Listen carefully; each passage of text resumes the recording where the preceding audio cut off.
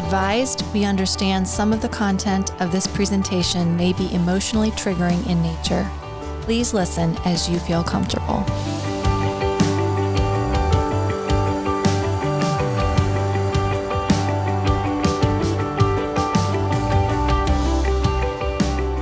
Hi, I'm Robin Bowdish. Welcome to another podcast in our series from Tusc Against Trafficking on labor trafficking in Tuscarawas County and in our surrounding area, I might add too. I'm excited today to be joined by MacKrea Larue, and I'll let her tell you a little bit about herself. Yeah, I'm excited to be here. So my name's MacKrea Larue, as you already said, and I work at Guernsey Health Choices right now. We are an alcohol and drug treatment facility, substance use disorder facility, and we also do mental health. So we're really growing that side of what we do, and that sort of thing in Cambridge, Ohio. But before I had that job, I just recently stepped into the position there. I was the Tusc Against Trafficking coordinator. So that's kind of my background in human trafficking and what I do now a little bit. Is there anything else you wanted to know about me? Don't let MacKrea fool you. She has extensive knowledge about trafficking, particularly labor trafficking in Tuscarawas County. So we are very pleased to have her join us and share her expertise with us. So when we talk about labor trafficking in our county and in our particular area, how do people actually become involved in trafficking situations? What's your experience in? So what we see a lot in Tusc County is in relation to our Hispanic community in particular. We have a very high percentage of Hispanic individuals, in particular, our undocumented Hispanic minors, or unaccompanied Hispanic minors, I'm sorry. They, and forgive me if I'm wrong, you might be more aware of the recent statistics than I am, but we're third in the state of Ohio as far as how many unaccompanied Hispanic minors we have coming into our county. You're absolutely correct on that. And in federal fiscal year 2019, which went from October 1st to September 30th, 2019, Tuscarawas County received 83 undocumented minors placed here. Yeah. Which placed us third. Right. And so my understanding is that per capita, we're number one. Mm-hmm. So because we're behind Franklin and Cincinnati. Hamilton, thank you. So we have a pretty high number of unaccompanied Hispanic minors. And what we know from previous successfully and unsuccessfully charged situations in regard to labor trafficking in surrounding counties in Ohio with other high Hispanic unaccompanied Hispanic minor numbers, that population in particular is extremely vulnerable for human trafficking in general. To circle back to your question, how it happens here, how people become involved, a lot of times for that population, it starts in Guatemala. So, or for us here in Tusc County, we have a lot of Guatemalans in particular. And there's situations where they get kind of lured into coming to the United States with these traffickers, and these traffickers will give these children's families or even adult family members promises of a better future for the kids, promises of the great American dream and education and a job where they'll get to send money home. And what we have to understand is there are places in Guatemala that are extremely dangerous and unhealthy places to live. And so these families allow these kids to come thinking that they're giving their kids a better future. They're giving them hope, sometimes even a better chance at surviving, depending on the situation from where they're coming from. And so once the kids get here, they are told that they're not legal citizens. They're told that they'll be deported if they try to go to law enforcement. They're told that they'll kill, that the traffickers will kill or hurt these kids' family members back home. And it's not just kids, it's adults too. Adults get sucked into this as well. They get convinced that they're going to be able to live the American dream, that they're going to be legal citizens, and they don't really have ways to fact check that.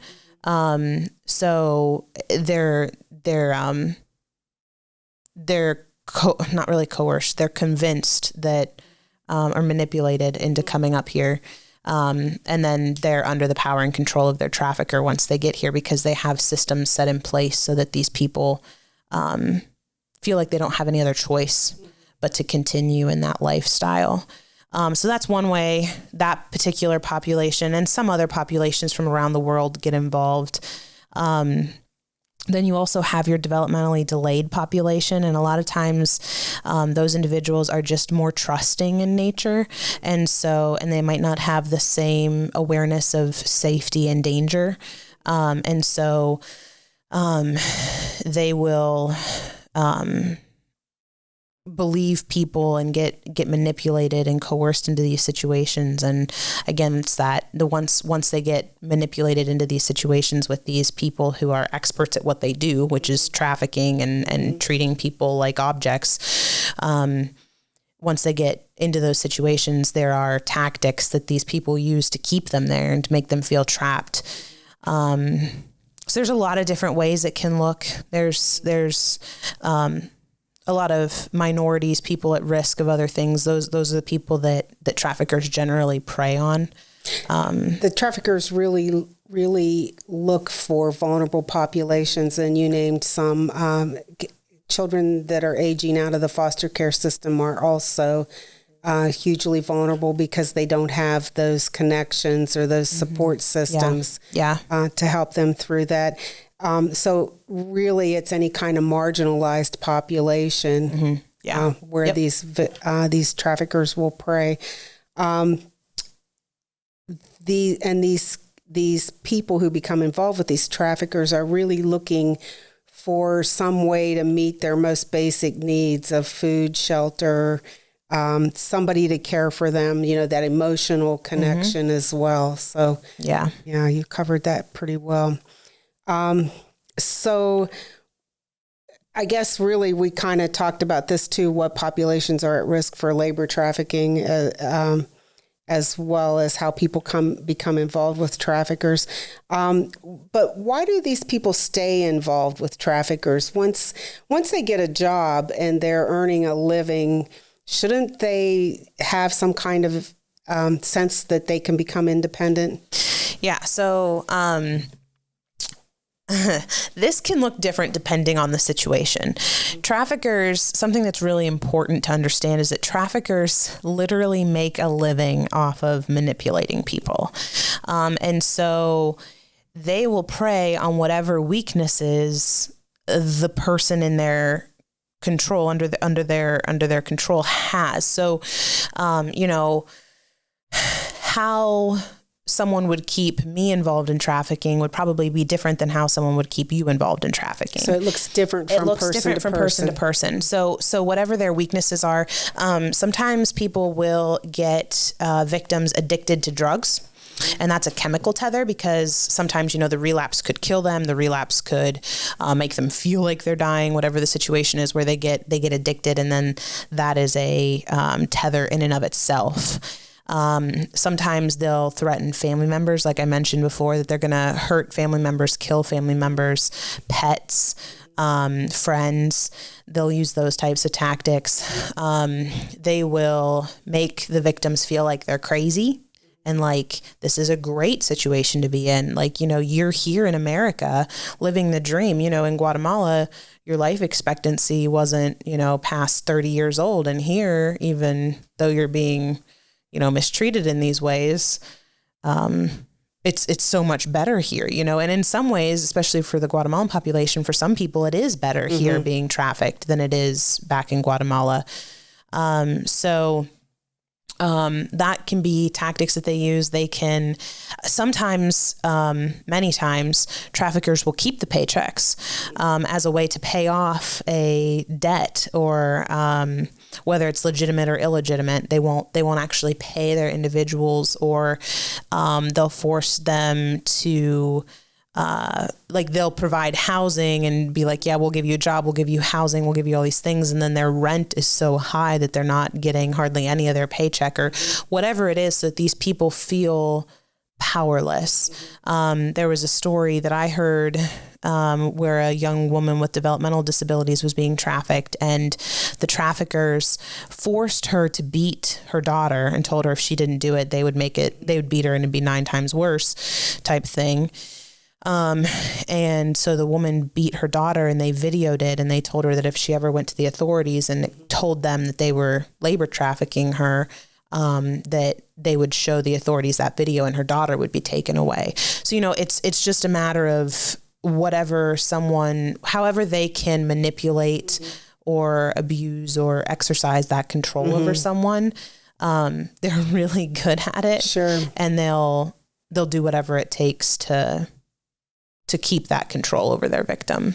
And I'm also aware that traffickers will inflate the debt that the person has. So, or come up with one.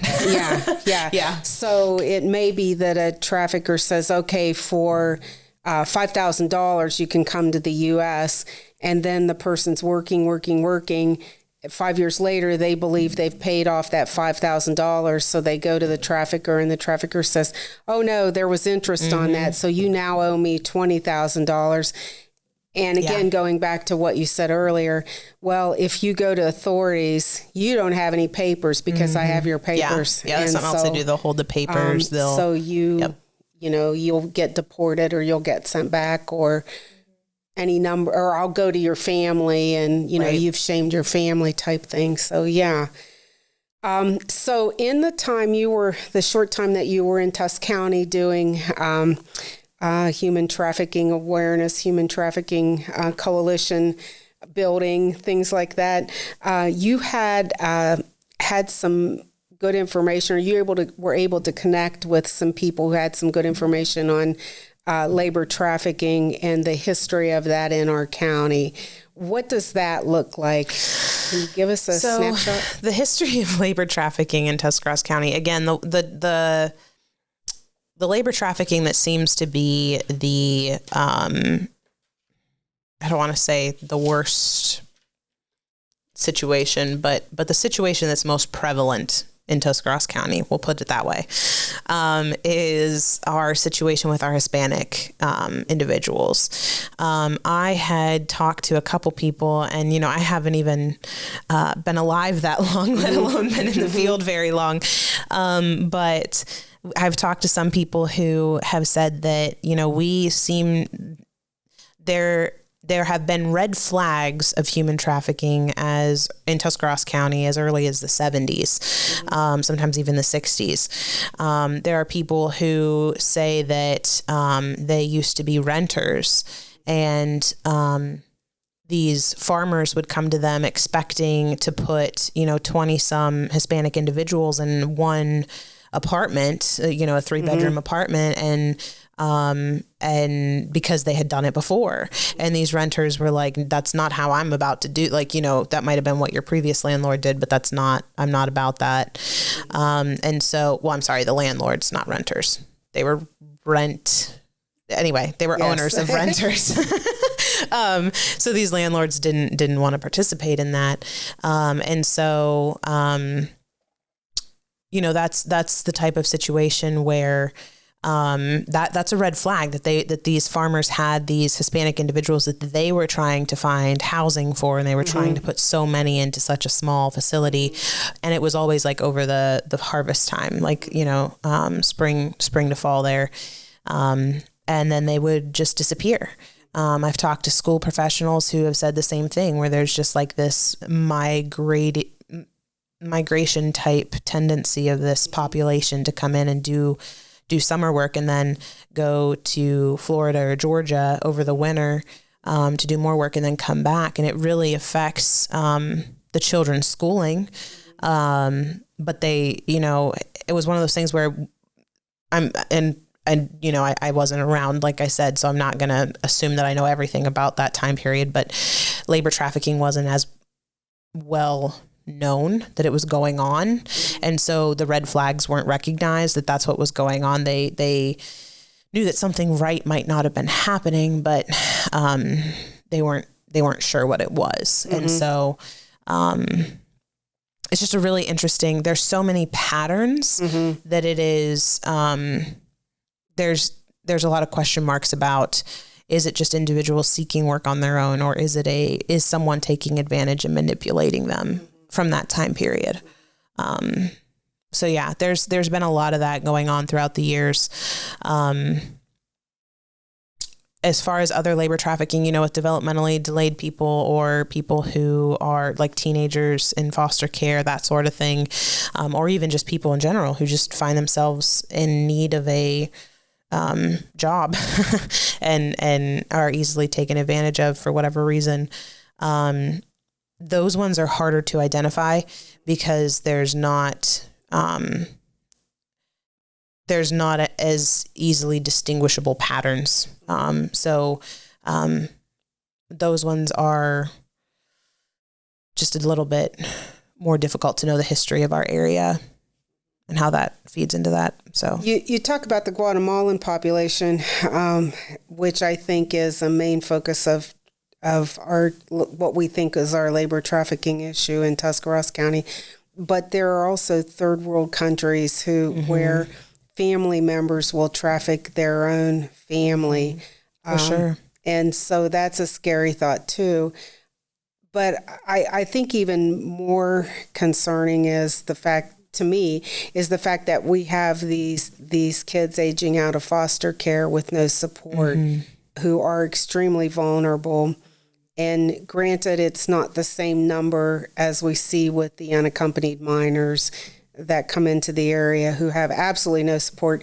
We feel like these foster children should have some kind of support, but yet they are looking for ways to feel independent. And so they become involved with these traffickers because they think they're gaining independence. There's a false sense of independence and security and all that. And those traffickers are meeting those needs for them.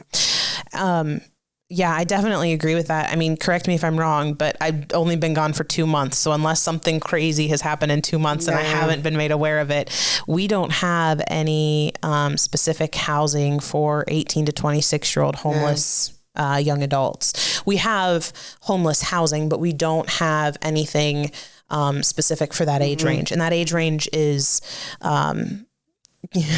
interesting to work with, to say the least. As you mentioned, they want that independence, they want that freedom, and for kids aging out of the foster care system in particular. I mean, I'm a foster parent, so that's something that's really close to my heart, and it's heartbreaking. We know that kids who age out of the foster care system are more at risk for using drugs. They're more at risk for domestic violence. They're more at risk for abuse. They're more at risk for labor and sex trafficking. If a child has been sexually abused, they're 28 more times likely to be involved in sex trafficking. I mean, that's huge. And if they've been involved in, I think it was 90% of victims, human trafficking victims that we've identified, over 90% of them have been involved in the system at one point or another. So it's a giant risk factor, this aging out of the foster care system. And some kids who age out of the foster care system do have support. Some of them do have foster parents that they can kind of tie back to, or have that steady home. Some of them won't use that. And then others don't have it. And so there's just this, we definitely have a need to wrap around those individuals and to support them, and to do it in a way that is not demeaning, that's trauma informed, that's supporting, and that's empowering, rather than here, let me give you some handouts because you can't do this. You're not a big kid yet, because they already have that mentality about themselves. And so it's so important to approach it with trauma informed, evidence-based practices. And we know what we're doing so that people actually utilize it and respond in a way that produces positive outcomes. The other thing that makes that an important way to address the issue is that we know those traffickers are going to look at those kids in that way because they're going to fill any void that they can find. Like you said, there's no two people are trafficked the same way or become involved in trafficking the same way, because traffickers are sly and manipulative and will figure out what void that young person has and try to meet that void. And it's exactly, it's kind of alarming, because if you look at it, people who do, like what you and I do for so long, we get to the point, especially clinical people, we get to the point where we can walk into Walmart and tell you which people are our people. I'm using air quotes. You guys can't see me. I do that so often. It's terrible. But we see our people, the people that, for me right now, I'm learning the signs of addiction. I'm learning the signs of domestic violence, like those kinds of things. And we can pinpoint them out of a crowd, and we can tell almost immediately what some of their weaknesses are, what some of their strengths are, what drug they're using, how long they've been using, if they were physically abused or emotionally abused or neglected. Like, we can tell that kind of stuff because we've done the work long enough. And that's an intrinsic skill. That's not something that you learn in the classroom. Right. And these traffickers have that same innate knowledge. They have that, and I often say they use their powers for evil instead of good. Correct. That's correct. That's a good way to put it. I use that with kids a lot. It's not a matter of them noticing that's bad. It's how they use that knowledge, and they're really good at what they do because they make a living off of it. And so they make a very good living off of it. Yeah. And so it's one of the more lucrative criminal behaviors in America. So yeah, I don't know where I was going with that at all. But, I'm sorry, I interrupted you. It's important information, so it's good. No, you're fine. Okay. So you talked about being able to recognize our people based on the signs. What are some signs that people might see that would lead them to believe someone is being trafficked? Okay, so I'm really bad at remembering lists, but the one thing I want to say before I even get started on this list that I'm basically going to kind of read from is the fact that a lot of times it's a gut feeling. More than half of our communication is through body language. And we also, more than half of our brain doesn't have access to language. And so we might not be able to say what the red flag is particularly. It's just a gut feeling. And that gut feeling is still a knowledge. And so people discredit that a lot because they can't put words to it. They can't quantify it, whatever it is. Or they think somebody else will think it's silly. Yeah, or they think someone else will think it's silly and they're embarrassed. But that gut feeling is important. So as I go through this list, again, red flags don't necessarily mean someone's being trafficked. What really, and don't discount your gut feeling. So a lot of times, even clinically, we'll just say it's yucky. And I mean, it's not a clinical term at all, but I was going to say, what's the diagnosis code for that? Right, exactly. It's not in the DSM-5 anywhere, but we will. In clinical conversations, we'll be like, it was just yucky. You can't really, or it was just off, or it was, the fancy way to say it is incongruent or maladaptive or that kind of thing. But anyway, that gut feeling is paramount, and it's just really important to understand that your responses are your responses for a reason. So anyway, so some of the signs that someone can be being labor trafficked are their working conditions. So, whether or not they have access to their documentation, whether they go by a different name at work than they do at home, than they do in public, however many different names they go by. And I'm not just talking my nickname is Krea. So I go by MacKrea or Krea. Some people call me Big Mac, all these different, right? So there's all these different nicknames. Those are clearly nicknames. I'm talking whole other names. That can be a red flag. not getting paid or getting paid exorbitant amounts. I don't know if I said that word right. But works excessively long or unusual hours. You know, some people just work weird hours. I'm a social worker. Social workers work weird hours. But these are situations where, you know, they're sleeping at work. They live where they work. They get isolated at work. They're not allowed to talk about their employer.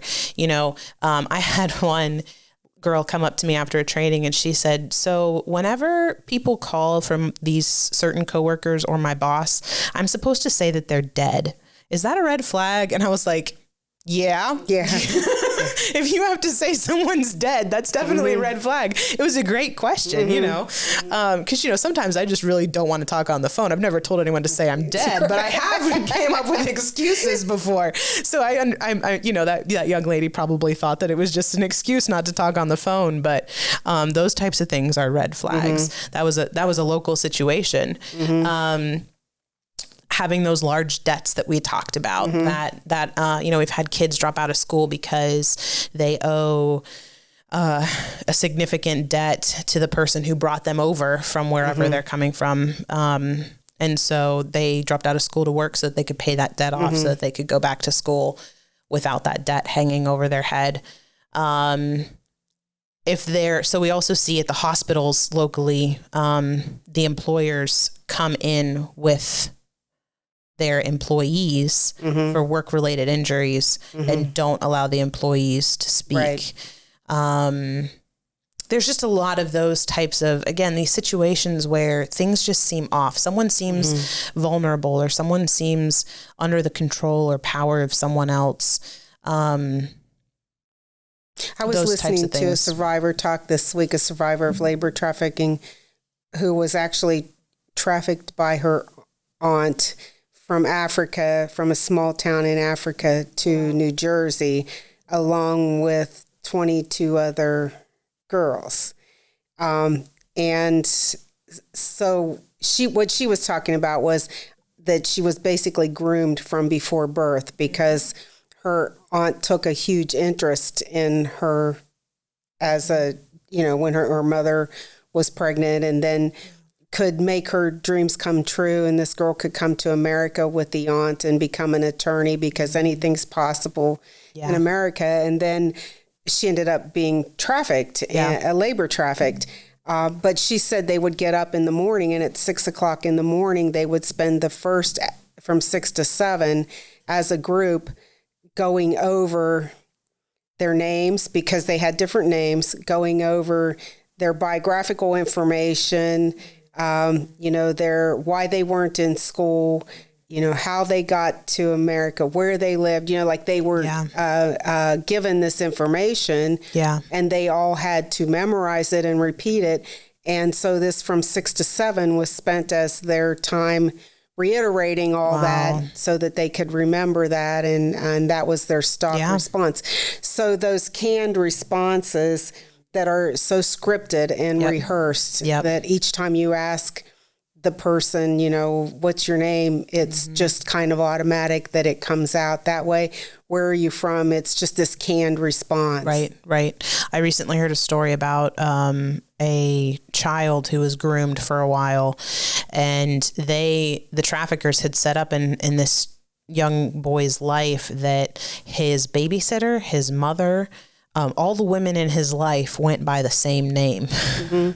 So that if it was like the same first name. So that if anyone ever asked, who were you with? He always gave the same response. And it always looked like he was with who he was supposed to be with. Right.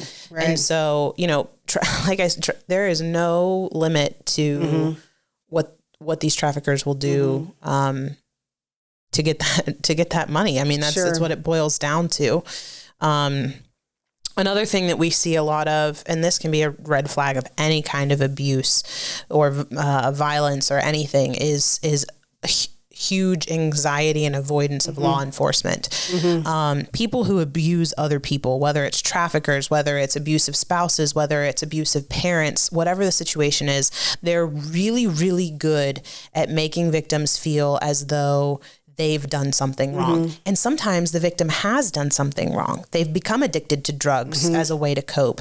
They've had people get them addicted to drugs. You know, in human trafficking, we see a lot of times the traffickers get them addicted to drugs, sometimes against their will. You know, kids are told that it's their fault that they are beat, or that, you know, they'll be taken away from their parents, whatever it is. And so they become, if you mention, hey, well, let's just call somebody and get some help, or hey, let's just see if we can get some law enforcement to answer some questions, or different stuff like that. Those can be huge red flags of labor trafficking, of abuse in general.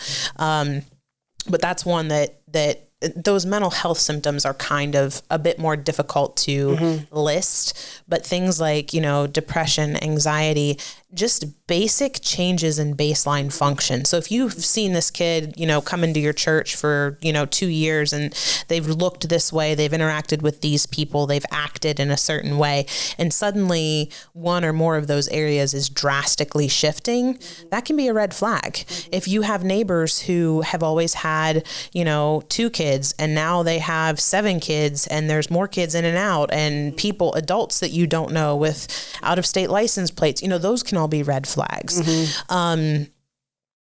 So these types of things, noticing differences in behaviors, knowing differences in habits, and again, a lot of those things produce that gut feeling, right?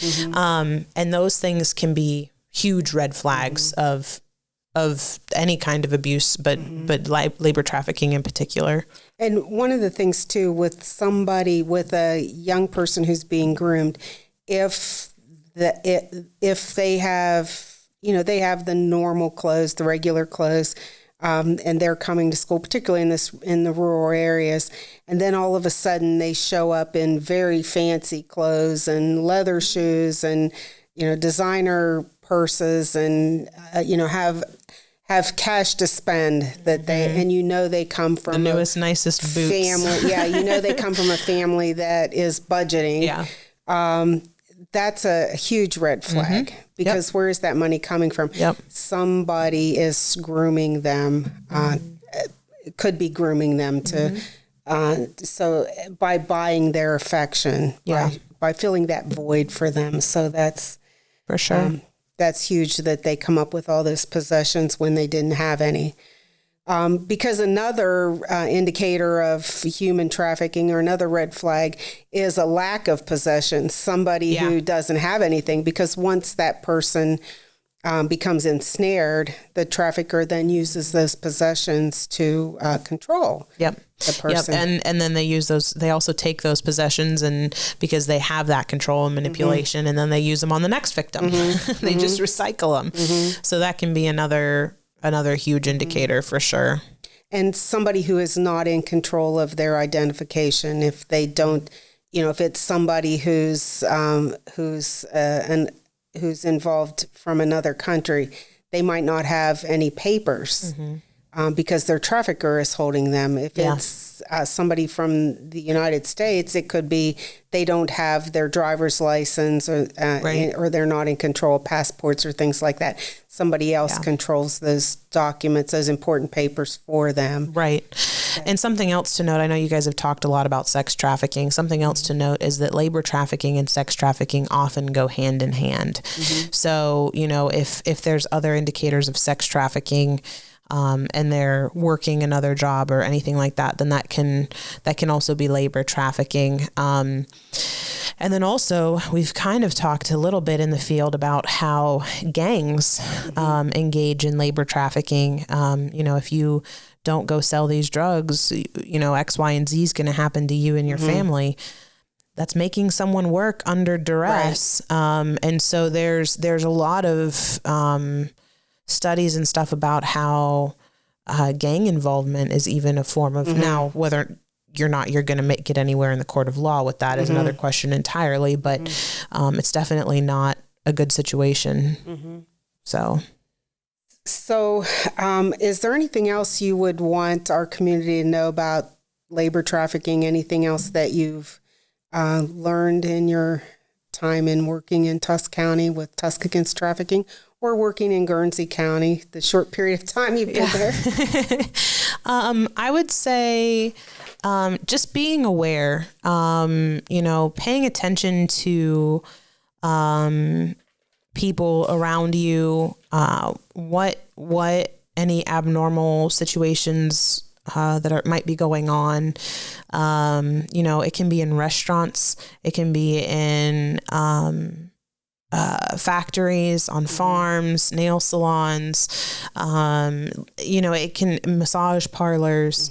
There's lots of different situations that can that it can manifest in, if that makes any sense. And so even just house cleaning, housework, having a live-in nanny, those types of situations, those can all be labor trafficking. And so taking notice of those things and asking questions, one thing that I always, and then if you do have that gut feeling, if you do have those underlying concerns, or just blatant red flags, say something, your guys' motto, if you see something, say something. That's huge because, I've often said I would rather be embarrassed and it not be labor trafficking or sex trafficking, either one, than not make the call and someone continue in a lifestyle that could eventually kill them or isn't healthy for them in some way. Okay, so I'd like you to elaborate on say something. Who do you say something to? So, there's lots of different individuals you can contact. You can contact your local law enforcement. You can contact the sheriff's office. You can contact State Highway Patrol. They're very, very well trained in human trafficking related concerns.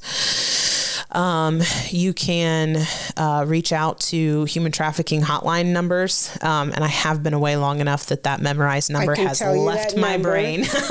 888-373-3888. There you go. Or text help, the word help, to pound 233733. There you go. So, perfect. Yeah. But I guess my point is I want people to know that it's never a good idea to go up to someone and say, "Are you being trafficked?"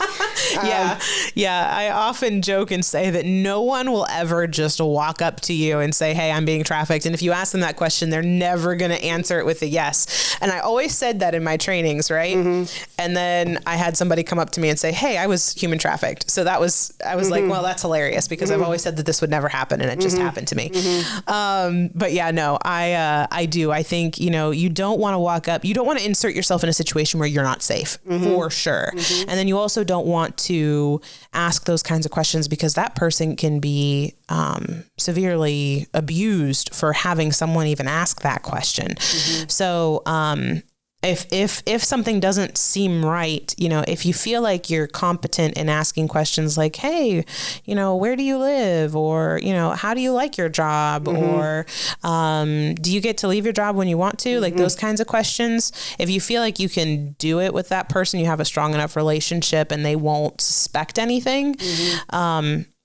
That's your call, but, really just, trying to handle it in a way that keeps you safe and the other person safe is the best bet.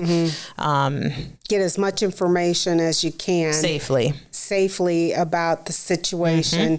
I think I've become a real proponent of cell phones for taking pictures or recording information so that I can remember it. So those kinds of things that you can relate to law enforcement are really important. And, you might not have enough information for law enforcement to do anything. But if you call in one red flag and I call in another red flag and Sally Sue calls in a third red flag, that might be enough. And I have the name, Sally Sue has the address, and you have what they look like. That might be enough to finally get to the point where something can be done from a legal perspective. Well, there's that. And I had this question come up during a presentation. A person said to me, I did notice something strange down the street. I noticed there are all these different cars that are coming in and out. And I've noticed that for about a month. And I've often thought I should call law enforcement, but that just seems silly. And anyway, I call them. When I do call them, I'm not sure they come out. I've got a couple things to say about that. First of all, if they come out, you may not know it because that investigation, number one, it may have been an initial investigation that didn't really lead to anything, except that it made their presence known. Yep. If you see it again, call again. Yep. Don't say, well, I called once and they didn't do anything. That's Right. not the case. The thing is, like you said, the more information law enforcement gets, the more ammunition they have to follow through on issues like human trafficking or whatever the illegal activity may be, if there is one going on. Right. One call might not be enough, but 2 or 3 or 4 might make a difference, and that is their job to investigate that and know that they are doing their job. Right. Yeah, absolutely. Absolutely. Alrighty. So we gave you the numbers for the human trafficking hotline and contact information, or talked about contacting the Ohio State Highway Patrol and local law enforcement. Our Sheriff's Department works closely with a number of the agencies that are involved in Tusc Against Trafficking, as well as Tusc Against Trafficking itself. So they are always very supportive of us. I just want to let you know that our last podcast of this series will be a question and answer session. So if you have any questions from MacKrea's discussion today, please go to our website, tuscagainsttrafficking.org, and use our email to submit those questions, or you can do it through our Facebook page, which you can find by searching Tusc Against Trafficking as well. Thank you very much for joining us. Thanks for having me. We appreciate you coming back. It was great to see you and great to talk with you. Good to see you too.